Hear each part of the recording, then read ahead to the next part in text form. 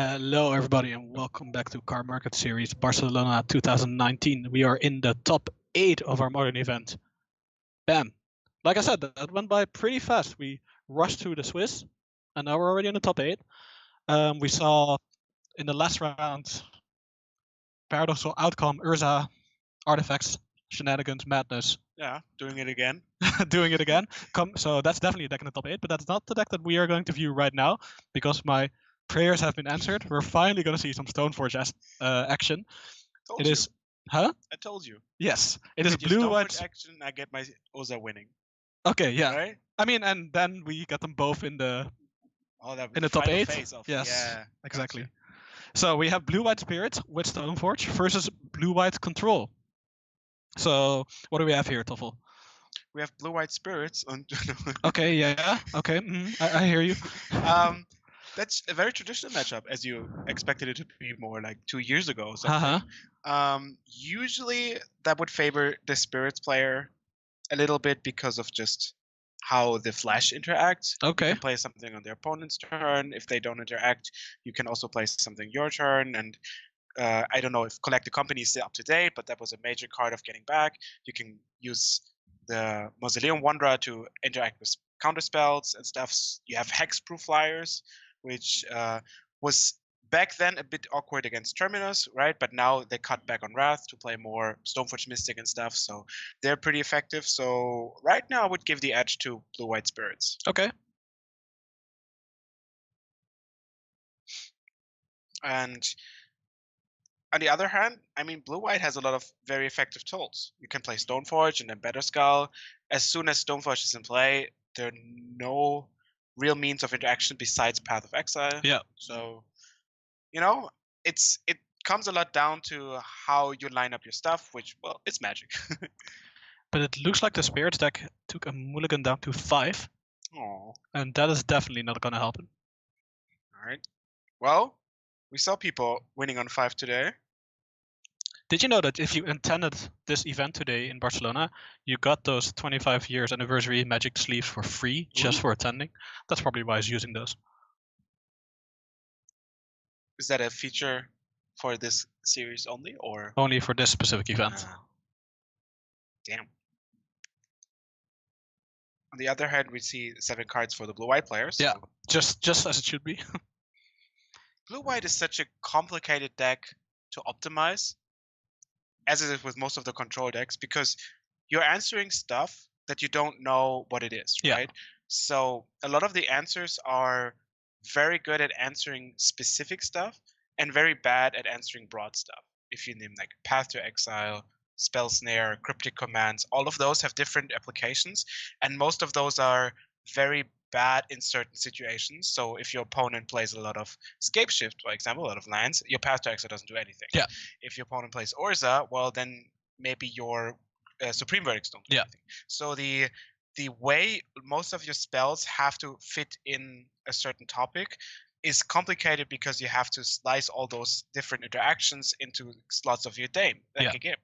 You can only play so many Wrath of Gods, so many Path to Exiles, counter spells and stuff. If you draw the wrong half of your deck, well, it's bad because your opponent has one plan. Exactly. They figure out their plan, they do it all over again, and you have to interact with them. You are the one that needs to adapt. They are just being proactive. That means you have to bring a certain amount of tools which are different from every other tournament, right? If you expect a lot more Urza, you have to pack in maybe a bit more counter spells that can hit Urza better. Maybe Disdainful Stroke, for example. You can maybe play more Nasset, so the paradoxical outcome is not as good. But maybe if you expect more burn, you pack more Time and Reforces. Yeah. But you never know what it is. Exactly. At least that's for game 1. And I guess partially true for the sideboard. So on the other hand, you get rewarded if you make it to the end game. Your deck is just much better. Yeah, exactly. If you have the control over what your opponent is allowed to do, you can counter their escape shifts, you can make their Orzes go away, and most of the time, your opponent has a certain linear strategy. For example, Tron needs to get the lands. If you just can prevent them from getting to Tron, you have a big advantage. So you play a Field of Thrones. If you can prevent them to casting Urza, you have a big advantage. And then you're kind of mitigating all the bad cards you're playing by actively disrupting your opponent the right way. Yeah. And if your cards allow you to maybe throw away the cards that you don't use, like Force of Negation, which was a huge buff because you can get rid of all the blue cards that might be not applicable right now, or Jace, or maybe just drawing some extra cards with the Fairy. All of those cards are now additions which weren't 2 years ago when this matchup was kind of a staple. Yeah. Also, Teferi seems to be insanely effective against spirits. Like, absolutely, but also against blue-white control. yeah. Just sticking it is like kind of the tiebreaker here. Huh? Do we know if the spirits deck is playing Teferi? We don't know, but I would imagine. I mean, the card is so good; it goes in everything. Yeah. At least in the sideboard, then. You play Ramp, right? Noble Hierarch, so you can. I think it's just a blue-white spirits deck. Oh, interesting.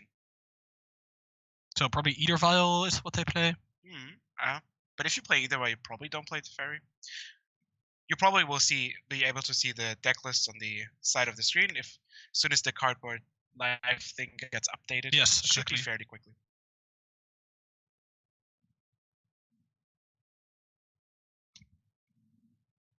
Yeah, I think the players are just waiting for the confirmation of the judge to start the round. So that shouldn't be much longer.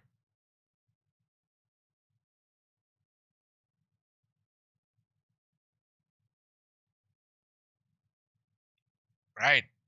Chat points out a very neat interaction of Spellqueller and Teferi, which gives you the opportunity to, well, blank the spell completely. As long as Teferi is in play, Spellqueller still allows your opponent to get the spell back, but Teferi says, nope, you're not casting that anymore, because you can only cast it at an instant speed. That means, well, it just remains exiled because you cannot cast it. That is specifically effective if you can somehow flicker Spellqueller. So Ephemerate, for example, if your opponent casts a spell, you Spellqueller it. Then if you Ephemerate the Spellqueller, you can take the next spell. Yeah. The other spell doesn't get back. So if you get to the point where you can set it up, it's very good. But both of the cards are 3 mana casting cost, and playing one into the other is not the easiest task to do. I mean, you can play Teferi and bounce something, but then they deploy it again, and then you have to wait with Spellqueller. Spellqueller is also not the strongest card in the universe. It's 2/3 flower. Yeah. So it just dies to Lightning Bolt and Fatal Push and all the stuff. So what's currently going on is that there's some connectivity issues with the actual iPad that takes care of the live totals and the round, and as well as the player names and their records. So that's why we just have to wait a little bit longer, but that's okay because it means we get to hear Toffel talk more about Magic, and that's I know that's one of my favorite things to do. I like talking about Magic. If people like to listen to me, that's their fault. Okay, so how about you give us the other players of the top 8? What do you mean? The decks that are also top 8. Do we have those? I don't think just yet. We can ask for that. Because we know there's an Urza, right? Yeah. Maybe we can get the information about that, so we can talk about that. Besides that, I mean, there are 3 more rounds to go today in the Modern event, and then we also have Legacy tomorrow. Which, yes. It's usually my highlight because Legacy is, you never know what you expect with Legacy, and usually it's like a magical Christmas box where you pop out some decks and then... That's not really true. It's true. Like, you have a lot of decks that are staples, okay, but even those decks tend to seem like evolve into something that is quicker than you catching up, right? I mean, Nimble Mongoose, is that a card anymore or not? Or again? No. I would Nimble Mongoose to be exactly staple. Yeah. Actually, it is funny because the deck that plays Nimble Mongoose, used to play Nimble Mongoose, is one of the best decks. Yeah. The Rock Delver. Yeah, but how long is that ago? Like 5 months or something that they? Yeah, I mean, when did Red 6 came out? Yeah. So you see, Legacy people are smart, right? They try to fit in all the cards that are good in the certain meta, and there's so many different applications that you can use for cards in Legacy. It's crazy. So we do have our top 8 decks. Are we ready? Here we go. Bogles. Yes, I love it. Really? Yeah, I think. What's wrong with you? I was talking about Ghent that Bogles is kind of a well-positioned deck. No, I don't love the deck itself. It's kind of it's like Tron, you know. You have to like it. But I like playing Bogles. I like the decision. Okay. All right. Jund, as always. I mean, this is the obligatory. We can just say what is the top 7 because one of them will be Jund. Yes. Outcome, the one we saw. Yeah. Blue-White Spirits, the one we will see hopefully. The blue-white control. Okay, that's also what we're seeing. Living End. Ooh, wow. Living End.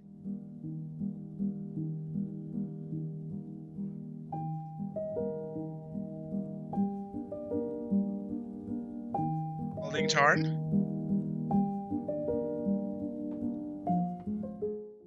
And that's kind of a bit of the disadvantage of spirits. Sometimes your draws are a little bit slower. Your lords are fairly bad on their own. But once you pair them together, a bit like the Slivers deck we saw earlier, once you pair them together, especially multiple drugstore captains, they're pretty potent. Yeah. So that's why a 1-drop is usually very important to protect your spirits later, but also set the clock just a bit faster. Does every blue-white control player who makes top 8 in the Cardmarket series have a completely pimped out, foiled out deck? It's meant. I think that just is the fact that all and every one of the blue-white players just has those decks. So if anyone makes top 8, they're just full blown. Is this okay? Previous tournament, we said that all Tron players are a collective hive mind, and if one Tron player is doing well, all are doing well, and you're channeling energy. Are the blue-white players just borrowing each other's cards, Definitely. Or there might just be actually like a secret safe at every one of those tournaments, and when you make top 8 with a blue-white control deck, you can just go to the safe and get like the. That makes full, sense. Yeah. I like it. Okay. And there's like a crowdfund for one of those decks, right? So we saw Logic Knot. And here's a Narset. Is it foil? That's what I was checking. That's one of those Japanese versions. Yes, but is it foil? I don't think it's foil, which is very weak. Like, how dare he? That the fairy is foil though, and that's exactly what he's going to show. So here you see Teferi, one of the most important cards in those matchups. Yeah, absolutely. Imagine now playing Drugstore Captain, you play Teferi, bounce it, then you have to play it again, and you know that's really not a super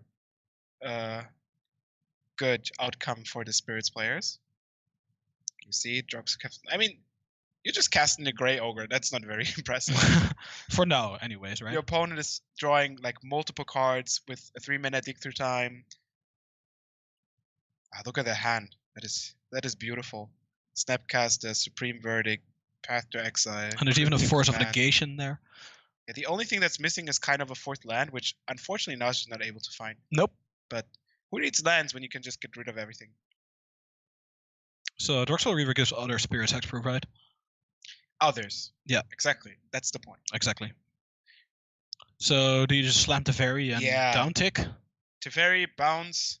Hopefully draw your 4th land. Yes. Leave Path to Exile up. You have 2 Planeswalkers on the board that have not an irrelevant ability, but well, they kind of did what they have to do. And Teferi can slowly tick up. You can instant Wrath, which is not only really good because you can decide against their attacks, but also it's uncounterable, right? So they can't play anything after your Wrath. You Wrath, they play Vendilion Click or anything with Flash, they attack you again, maybe your Planeswalkers, but if you cast Wrath on their turn, well, that's not going to happen.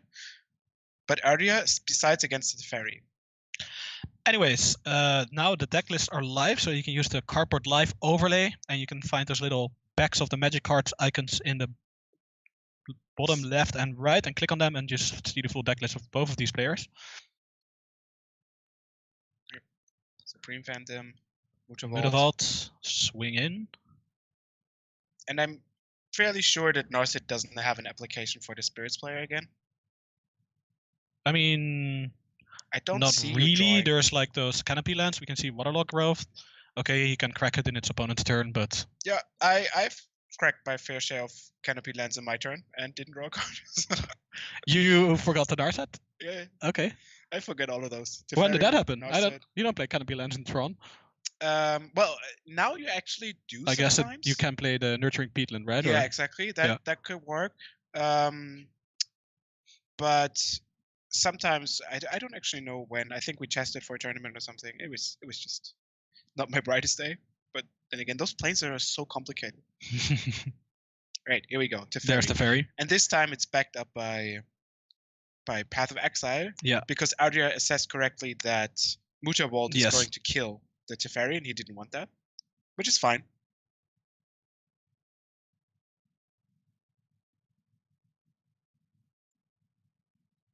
So the Spears deck is playing Stoneforge or isn't playing Stoneforge? Oh, 3 copies of Stoneforge Mystic. 1 Sword of Fire and Ice and 1 Better Skull. Okay. I wonder if the equipments ever change. Like, Sword of Feast and Famine is great, right? Yes. In the right Junt matchup. Sometimes you can play. I've seen decks with range Captain of Eos play Sword of Light and Shadow. I think that's also a fine card. So you can loop the Ranger Yep. all the time, which is very neat. But I guess this Spirits deck is not made for Ranger Cap. But So if we remove the protection part of the swords, I guess, yeah, you can still... I can ask you the question, which one do you think is better? But it still completely depends on the matchup, of course. Like, also on the do card. you like Fire and Ice is just a strong ability. Like Draw and Shock is amazing, but Yeah. untapping all your lands and your opponent discards one? The question is if you have anything to go for to cast. Right? Yeah, well, usually the decks that run swords also have creatures to cast. Yes. Or leave mana up for, I don't know, a Spell Queller or whatever. Alright, well, you give your opponents a lot of lands, but they're probably not doing much with it. Although Stoneforge Mystic is a neat thing, you can now get either Better Skull or Sword of Fire and Ice, as we said, and you have a lot of mana to play and equip it. Yeah. So the question is, what do we take? And I'd assume we take the sword. But here is the Better Skull. You lost the coin flip. I don't know, Better Skull is usually pretty good in the control game because they can just waste a removal on it, but you can bounce it, recast it. I feel it's better when the Stoneforge Mystic is on the battlefield. Because you got to cheat it in first. Yes, it's worse if Stoneforge Mystic isn't. And I feel like the way the games tend to evolve is that Stoneforge Mystic won't stay for a longer amount of time. And protection from blue, according to also with the shock effect, is just very strong. Yeah. All right. So, for example, like the opponent already cast 2 Path to Exile, right? So there aren't many left. If you count Snapcaster Mages, there are a few more. But once you get those sword equipped, it's pretty hard to deal with them. Especially if it's Mutavault, for example, which can't be wrapped. Mutavault can be Wrath if you have a Teferi in play. Very good. And I think this is also where Adria just passed the turn, right? Yeah, you see the dilemma here. Like, there's a potential Wrath. Pro Blue also works against Cryptic Command Bounds, against Snapcaster Mage, against Vidili Click, I guess. Like, it's not super relevant. Oh, did he just do what you said earlier you also it did? will happen. It happens. It happens, yeah. You know, the thing is, and that happens, like, this is my thing. They play Narset, and you know, like, okay, I cannot crack that land. Now is the verdict coming. Oof, and this is brutal. Yeah, that's pretty much the game. And like... So you look in your head, it's like, okay, Narset, I cannot crack that land. I cannot crack that land. Then it proceeds like a few more turns. Yeah. And then You're say, thinking like, your options. Oh wait, I can draw an extra card from this Waterlogged Growth. Growth. My hand is kind of empty. Ooh, I can draw a card. Like, that sounds great. Oh man. And here we see the absolute power of Teferi. Unbelievable. No interaction from your opponent. You can play your Wraths at instant speed. Yeah, and you have even removal. Bounce Narset. Ooh, and there's Crypto Command on the Better Skull. You can't bounce to Planeswalkers, my bad. No, artifacts, enchantments, and creatures. But you can, I mean, it's basically just 2 cards on a stick right now. Yeah. If your opponent plays something, well, you bounce it. Then you can deal with it again. You can also just draw a card if you feel like it. Yeah.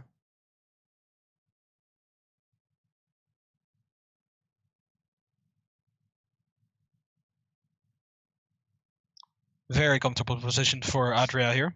There's Eater Vial. Okay, a bit too late to the party, but... Okay, Adria's gonna say, I'm gonna force, and you know what? I'm just gonna pay for this force. Yeah, at this point, you also have no... Actually, that was just a Dissipate, right? Yeah. Good old Dissipate, yeah. At this point, you have also no means of coming back. What are you drawing? You have no Collected Company. I guess you have no way of generating multiple cards in one turn. Oof. And there's a Mariner and there's the Spell Snare. Adria having all outs. Now he only needs to find a way to win the game, but he has a Snapcaster in hand, which eventually and painfully gets there. Or he Yeah. will just find his Jace or a single copy of Teferi, I believe he plays, right? The big Teferi. Yeah, no, the small Teferi. He plays the big as well, yeah. The blue-white plays a big Teferi. Yeah. At this point, it's just playing with your food, right? Your Fermion control. Ah, well, there it is. It's like, oh, what do I Foil cast? and signed. Yeah, do I do this or that? Draw a card. Okay, I guess I cast Teferi. That seems like it could end the game in like 40 minutes. Yeah. No. All right. Two Ether Vials not going to get there I for you. raised your pair of Teferis with my pair of Ether Vials. Well, I lost at Showdown. We've seen Teferi dominate Standard, and now we're seeing it dominate this game of Modern. The small Teferi. Yeah. And big Teferi. Is it good in Legacy? Small Teferi? Yes. You see, another thing that it's new, right? Yes. Yeah, I mean, if you can stick it against those Delver decks who are like all about the tempo game with their dazes and spell pierces, it's like they are playing Hearthstone and you're playing Magic. So is there a comeback of miracles then, per se, as they call it? Because it was kind of off the radar for a little while. At least that's what I got. Actually, but this is something we should do for tomorrow. But I'm excited. So what we are seeing now is that miracles are actually stopping to play miracles because yes, Terminus is a good card. It's also kind of clunky sometimes, you know? Yeah. And now what we're seeing is we saw a bit of it in Frankfurt already. We see the Jeskai Mentor deck coming up and basically taking the slot of the Miracles deck. Yes. So you have a bit of red, which gives you access to sideboard. Blue elemental, red elemental blast, of course, and pyroblast. And they played a new magmatic sinkhole from Modern Horizons, which has delve and which can also deal with planeswalkers. So you see all of that and more you get to know tomorrow. Yes, sorry, you said Legacy. I couldn't hold myself back. Fine, I have to. I share your enthusiasm. But as we talk about sideboarding, let's see what they're bringing. We have the Spirits players with 2 Ceremonious Rejections, 2 Damping Spheres, 3 Disdainful Stroke, 2 Recall, 2 Firewalker, 2 Rest in Peace, 1 Deputy of Detention, and 1 Teferi. All of those seem mediocre. Teferi.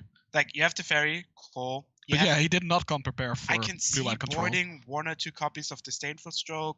I guess you can cast Cryptics and maybe Teferi, but they just, you don't want to draw multiple of those. So he came very prepared for Urza.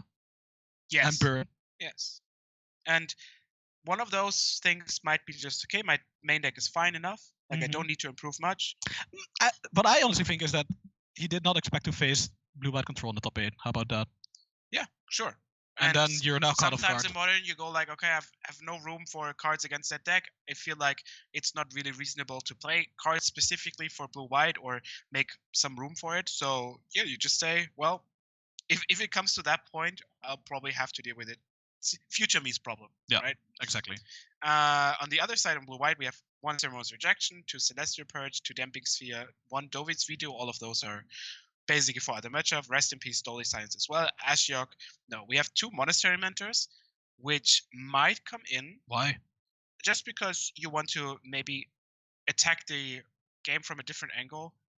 Sure, but like I can see if the game shakes out a lot, and I don't know that because like I don't play as well, but if generally the matchup shakes out a lot, that the Spirits player is far ahead because of how the strategies align, you need to change your strategy a little bit. Here we see the blue-white sideboard. Oh, is that a copy of Shadow of Doubt? My man, I absolutely love it. That card, you can play the card any day and I love it. Beautiful, yeah. Got them. Scape Shift, nice try. Yes. Sacrifice all your lands. Is it part of it works that way? No, you can choose to not sacrifice. Oh. But it works around Veil of Summer, which is very good. Yes. So, and another one is the one-time reinforcements, which I can see boarding. Definitely, it's not a bad card, but most of your opponent's creatures fly. So that means your tokens are really not as valuable, and the life, usually you are at the tipping point. Either they're very big or you're not really doing much, especially when your Supreme Verdict hit the board. So racing is also a bit questionable. So also I would say not much of a sideboard here, which is interesting. It's like, yeah, I just think that as we saw in the previous game, blue-white control is just so comfortable playing this game. Spirits is just a mid-range deck. Okay, it leans a bit more towards aggro, and control is just so favored against these kinds of decks, like you said. And especially the things you said earlier about blue-white control packing certain cards that are only good against certain matchups. Basically, all the cards in blue-white control seem to be good against this Spirit deck, right? Exactly. I mean, you look at those deck lists. There's one Security Waste, one Windy Ink, one Timely Reinforcement, one Detention Sphere, one Shadow of Doubt, one Condemn. All of those are one-offs in the main deck because you need to have different cards for different situations. And besides the Security Waste, all of those are lag against Spirits quite a bit. As I said, Timely Reinforcement is not super great, but Shadow of Doubt probably also gets separated out. I mean, there's no reason to suffer something. But the general core of those cards is cool. And here we see the Spirit deck, as we talked about before. It's the second time or third time I think we saw the Mariner today, the Unsettled Mariner. Also a card that is not very common. Like you need to have a specific deck, Of but course. if you find a specific strategy for it, protecting your creatures is so valuable. It is. Those disdainful strokes, I wouldn't be surprised if they come in, right? Yeah, then again, your opponent is playing Teferis. This is a hard call, of course, because the things you want to counter are definitely 4 or greater. It's Jace, Teferi, and Cryptic. Yeah. But if your opponent slams Teferi, your disdainful stroke sits there in your hand looking pretty, depending on which edition you got. I guess what just happens is you take out 3 Path to Exile, because they're crap. And then you just board out 3 cards that less crap. So that probably are 2 Disdainful Strokes and 1 Teferi Time Roller. Yeah. And you can also add the Deputy of Detention. Or you can leave in your Path to Exile, as shown here. Wait, that's a Stony Science. That's Dim Science. Okay, so the blue-white player said, Ether-white is so threatening, we have to get Stony Science. Oh, it's also against equipments. Right. I guess that makes the tipping point work. So at least he does have a turn 1 Ether Vial, which is a pretty big card, but yeah, Teferi, of course, being able to bounce it, resetting it. Yeah, boarding Stony Silings just against Ether White seems a bit loose. Boarding them against the Stoneforge packet seems pretty good. Yeah. That means your Stoneforges kind of evolve into squires with tiny upside of thinning your deck. Is a Squire the term for a 2-mana 1/2? Yeah. Ah. There's an actual 2-mana 1/2 that is just named Squire. Cool. You learn something every day.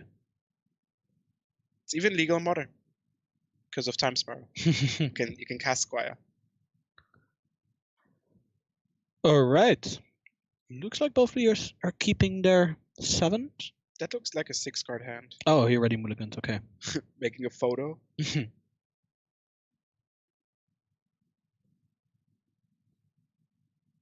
Yeah, I agree. I think Sony is okay. It feels a bit throwing like cannonballs at birds. That's what we say in German. But I think maybe you just take 1 copy, and if you draw it, that's fine. You never want to draw multiples. Yeah. And then it's one of those things that you might not realize how good they are, but if your opponent draws equipment or plays Stoneforge and never plays it, you kind of feel like you're gaining an advantage there. For sure. Even though it just sits around and it's kind of a detrimental first. All right. The blue wine hand looks pretty good. Double Teferi, Logic Knot for interaction on turn 2. Yeah, I wouldn't have minded to see an extra land, but I guess that's fine. Well, you can always draw one.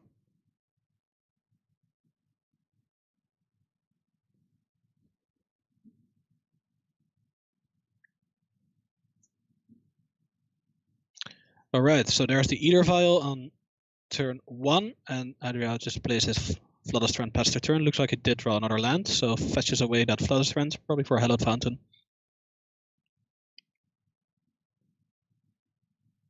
Of course, when I say stops equipment, I only mean the equipability.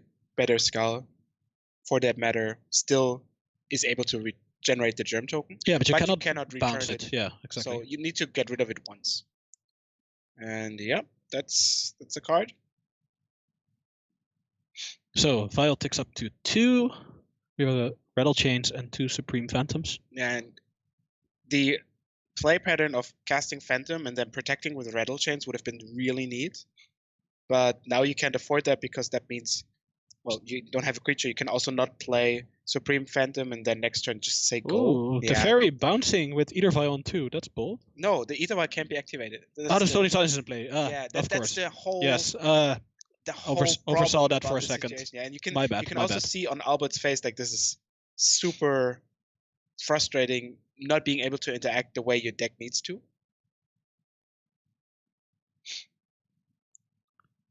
Or red, there's a Celestial Colonnade, Teferi ticks up.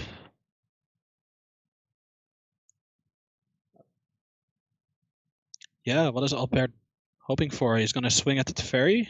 Teferi's going to go down to 1. Basically, you will close your eyes, play all your 2-drops you have, and hope they resolve, and that your opponent doesn't have a Wrath. It's one of the things where you just have to accept that the general point of the game state is not very satisfying, so you just have to make the best out of it. Ooh, and he also has a Jace the Mind Sculptor.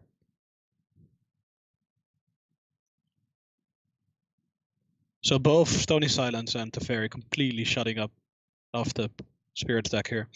Yeah. 4 mana, is that the Jace coming down? It is the Jace coming down. You probably just bounce the Spirit and be very happy with it. Could also plus. Brainstorm, come on. Always brainstorm. Do you know how good it feels to brainstorm? Actually, not that much, no. I rarely cast Jace in my life, which is... What about brainstorm itself? Actual brainstorm? No. Ah, okay. Well, you should give it a try. It feels really good. And then maybe you'll understand. I remember casting brainstorm, and so I was playing a Legacy GP with Storm, and I cast Ponder, Zero Vision, Brainstorm, and all the stuff. And I have a feeling after 4 turns, my hand was worse than before. So I'm probably not good at that. Interesting. Yeah, I know. It's like my opponent just didn't do anything, and I felt like I was having a plan, but in the end I changed it a lot, and then a lot of cards went the way that shouldn't. And Legacy is complicated. So I'd rather not play Brainstorms. That's why I like Ponder. You can't either shuffle or keep. Was he cracking the fetch before brainstorming? I think the brainstorm already happened. That already happened, okay. Yeah. So, for 3 mana, is that another Teferi? Yes. Of course. You killed the first one. Can you kill the second? It doesn't look like I have a second copy of Stony Silence, right? Yeah, for sure. Okay, Detention Sphere. That's good. Yeah, this is... I mean, look at how the board is distributed. You have 2 lands and an Ether Vial. And... Wait, which you can't use. Which you can't use. And the guy she told you not to worry about has Stony Silence Jace. Yeah, this is absolutely devastating. Blue-white control, very comfortable, having their planeswalkers in play, having their counterspells in hand. Slowly but surely closing the door on Albert's game. Teferi bounce the Rattle Chains, draw a card. Is this big Teferi? It's animating Celestial Colonnade. That works too. When your opponent attacks you with Colonnade, yeah, you're losing. Yeah. This is more like of a statement thing. Like, okay, I'm pretty sure the game is over. I would let you know by attacking with my Colonnade. Like, I'm generous enough that I think I'm so far ahead that I can use all my mana to do, well, nothing. Attack you for 20% of your life total. Yeah. No, there's Rattle Chains again. Might as well. But it has Flash. It does have Flash. That is true. Yeah. Oh, this is just bullying. Nah, this is pure magic. I just replace all those cards with Urza's Power Plant, Tower and Mine, and Ulamox, and then it's the same situation. Is it? Yeah. Okay. And your opponent goes like, where are my lands? What am I doing here? Yeah, you can see Albert being a bit desperate. Yeah, play the Rattle Chains again. Arias says sure. Hey, I cast the Rattle Chain. Didn't I do that last turn or the day before?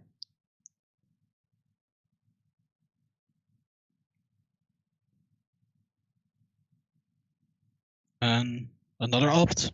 Scry 1. I would like to draw that. Thank you. Go to my turn. He has the lands, he has the walkers, he has the Stony Silence, he has the Detention Sphere, he has the counterspells, he has the Supreme Verdict, he has a Snapcaster to do it all again. Yeah, this is... Are we excited for the next round? The next round? I want Living End. I want Hardened Scales.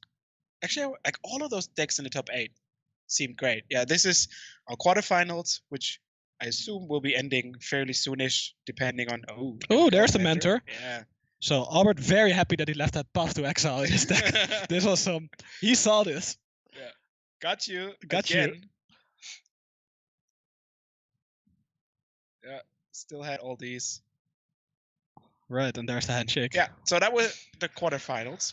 And that means we have plenty of room left for semifinals and finals. Yes. In just a few minutes, depending on how long the other matches take. Yeah. So blue-white control taking a Commanding. is I want to say that. Is it allowed? Am I allowed to use this word in this scenario? That was a decent showing. Yeah. I would say advantage blue-white. Wow. Always in the Cardmarket series, there's always some sort of Jund deck and some sort of blue-white deck in the top 8 on Modern. It's just people like their decks. People are good at what they're doing with those decks. Yeah. Those decks are powerful. They don't really give you like super way of punishing if you play them correctly, right? You cannot fizzle that much. So yeah.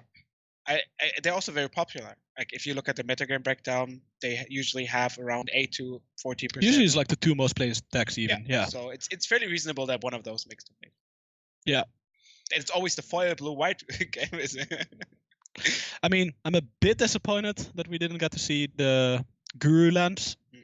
Yeah. So you know, I want to see those Guru islands and plains. They're only like what, 600 each. So come on. I mean, at this point, once your deck is already car, who cares? All right, so that's going to conclude our quarterfinal here at Cardmarket Series Barcelona, our Modern event. We're going to take a very short break and we'll be back soon with more Modern action. See you then.